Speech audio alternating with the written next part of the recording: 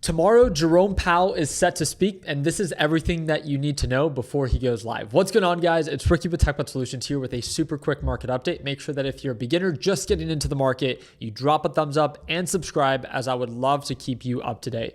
Let's go ahead and jump right into it. So today, I shorted and went long on OAKLO. OAKLO, in my opinion, is an absolute piece of shit company. I've made it very clear. I don't feed into any of the hype. It's a pre-revenue, overhyped up piece of crap company that previously has a history of pumping and dumping. Again, it's one of the highest performing and best performing stocks of 2025. I'll give it that. Nonetheless, I think it's just like GameStop and GME. It is a short-lived positive catalyst that eventually will come crashing down. Today, I made $6,800 shorting and going long trading OAKLO. I would not recommend it for beginners, and please do not short it. Just because I think it's overbought doesn't mean that it's a good idea to short. It's a momentum-based stock. Yes, it's at 140. This thing can shoot up to $200 because, again, it's not at 140 because fundamentally, it's a well-ran company. It's at 140 because it's a hyped-up stock during an irrational market. Knowing that, you have to respect that the pump can keep on pumping. So please be super cautious. This, to go long or to go short, is not for beginners.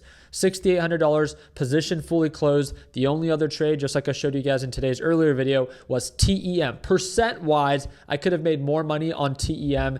This one, I made only $3,400, but it's because of my position size. I didn't give it much size, as again, I began to shift my focus more on OAKLO, and that was a big mistake. Although I did do good, I could have made so much more. This trade was actually caught in my live trading session. Both were, but this one from start to finish, TEM, it was an overbought reversal. It peaked during today's live trading. If you ever want to tune on in, it's the second link in the description down below.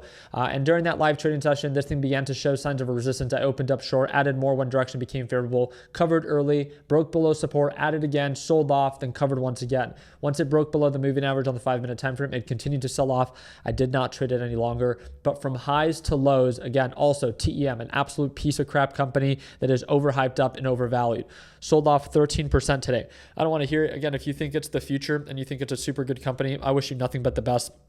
I want nothing to do with this. I think that, again, there's a reason that this thing has a history of pumping and dumping, pumping and dumping, pumping and dumping. As long as markets support irrational valuations, this thing has every possibility to continue to pump, but don't be surprised by the dump. Understand the difference between a trade and an investment. Another stock that's not designed for beginners, okay?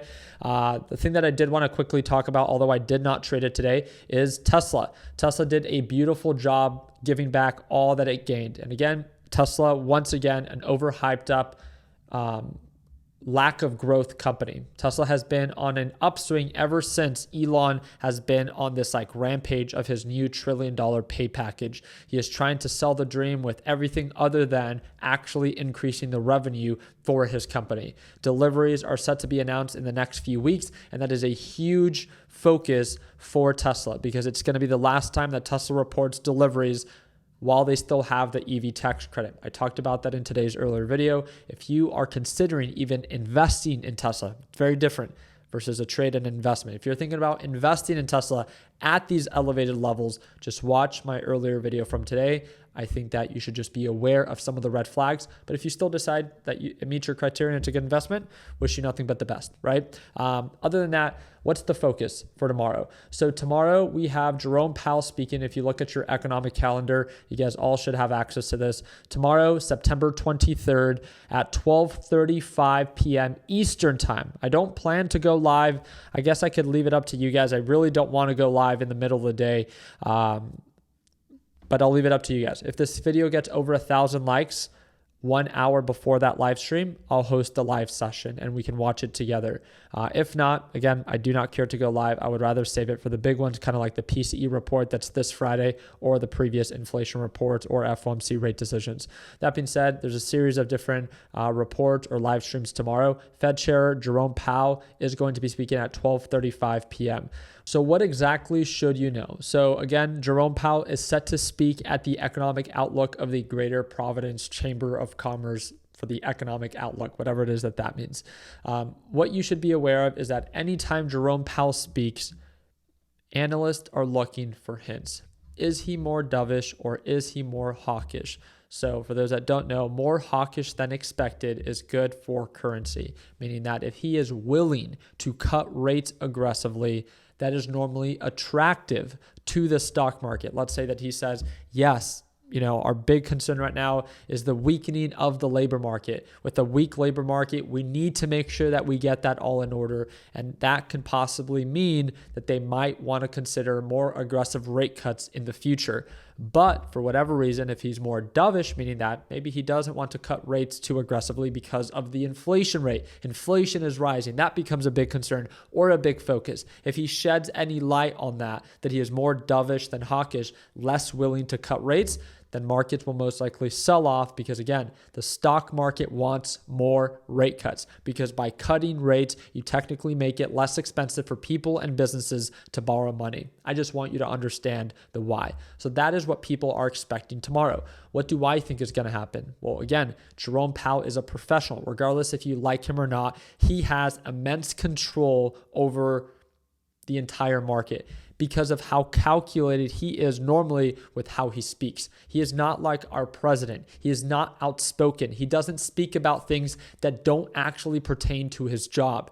Some people hate that, but I personally love it about him because, again, he sticks to his job and he knows how influential his word is. And he doesn't want to say anything that might cause markets to react. Although we might want something based off of our own personal bias or desire of say that it's dovish, say something hawkish. At the end of the day, Jerome Powell wants to feel neutral, right? Not do anything intentionally to influence markets or give more hints than what is already presumed, right? Jerome Powell has made it very clear. Him and the Federal Reserve are focused on the data. And based off of the data, if it supports more rate cuts, they will do it. But based off of recent data with rising inflation, they're in a pickle.